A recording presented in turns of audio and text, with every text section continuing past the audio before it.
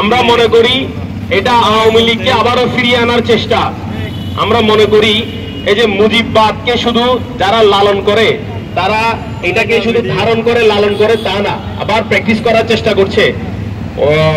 যারা অভিনয় করছে, যারা মিডিয়া জগতে কাজ করছে, তাদেরকে ব্যবহার করে করছে এবং তাদের ভাষ্য হচ্ছে তারা মুজিবকে আওয়ামী লীগ হিসেবে না ৭১ হিসেবে ধারণ করতে চায়। যদি আসলে এটা হয়ে থাকে তাহলে ৭১-এ শহীদ প্রেসিডেন্ট জিয়াউর রহমানের যে ভূমিকা, জ্যাড ফোর্সের প্রধান ছিলেন, একটা সেক্টর কমান্ডার ছিল, তাহলে এই লোকটাকে গত ১৭ বছর ধরে এই অভিনেতাগুলো কেউ ধারণ করে নাই, উসমানীকে কেউ ধারণ করে নাই। এইরকম হাজার হাজার শত শত লোক আছে যারা মুক্তিযুদ্ধে গুরুত্বপূর্ণ ভূমিকা রাখছিল, কিন্তু তাদেরকে কেউ গত ১ বছর ধরে করে নাই। আবারও হয় তাহলে গত ১৭ বছর ধরে চাটুকারিতা করে তারা বাংলাদেশে যে সুযোগ সুবিধাগুলো নিতে পেরেছে, তারা এই সুযোগ সুবিধাগুলো আবারও নিতে পারে। দ্বিতীয় স্তর এবং তৃতীয় স্তরে লাগিয়েছি যারা গতকালকে মুজিববাদকে আবারও ফিরিয়ে আনা করে, অর্থাৎ কালচারাল ফ্যাসিস্ট, তাদেরকেও জুতা মারতে হবে। ঢাকা উত্তরায় বলেছে, ছাত্র জনতা বলেছে কোন অভিনেতাকে সেখানে শুটিং করতে দেওয়া হবে না, তাদেরকে সেখানে কোনো কার্যক্রম করতে দেওয়া হবে না। আমরাও চট্টগ্রাম থেকে একই বার্তা দিতে চাই, চট্টগ্রাম হবে না যতক্ষণ না পর্যন্ত তারা তাদের এই বক্তব্যের জন্য ক্ষমা চাইবে।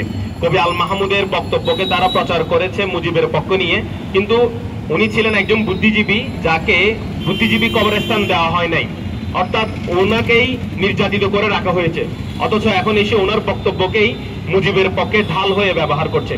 সবাইকে আজকের এই সুন্দর কর্মসূচি এবং আক্ষেপ জানার কর্মসূচিতে স্বাগতম জানিয়ে কথা এখানে শেষ করছি। আপনারা আবারও মনে রাখবেন, শুধু যে দোষর যারা, সরাসরি দোষরকে আটকালে হবে না, যারা দোষরের সহযোগী তাদেরকে আটকাতে হবে। সবাইকে ধন্যবাদ জানিয়ে এখানে শেষ করছি। আসসালামু আলাইকুম। ইনকিলাব জিন্দাবাদ, মুজিববাদ মুর্দাবাদ। আপনারা জানেন বিগত বছরের এই দিনেই এখানে আপনারা যাদেরকে দেখতে পাচ্ছেন প্রথম সারিতে যারা আছেন, ওরাই গত বছরের বৈষম্য বিরোধী ছাত্র আন্দোলনের ব্যানারে প্রকাশ্যে আমাদের যারা গুলিবর্ষণ করেছিল, আপনারাই সাক্ষী। এই চট্টগ্রামে একটি শান্তিপূর্ণ আন্দোলনকে ছাত্র জনতার উপর গুলিবর্ষণ করে আমাদের অনেক ভাইকে শহীদ করেছিল। এরপরে আপনারা যাদেরকে দেখতে পাচ্ছেন, ওরা হচ্ছে আওয়ামী নর্মালাইজ করার জন্য গতকাল থেকে পরিকল্পিতভাবে যারা বিভিন্নভাবে নির্লক্ষ্য বাস্তবায়ন করাচ্ছে।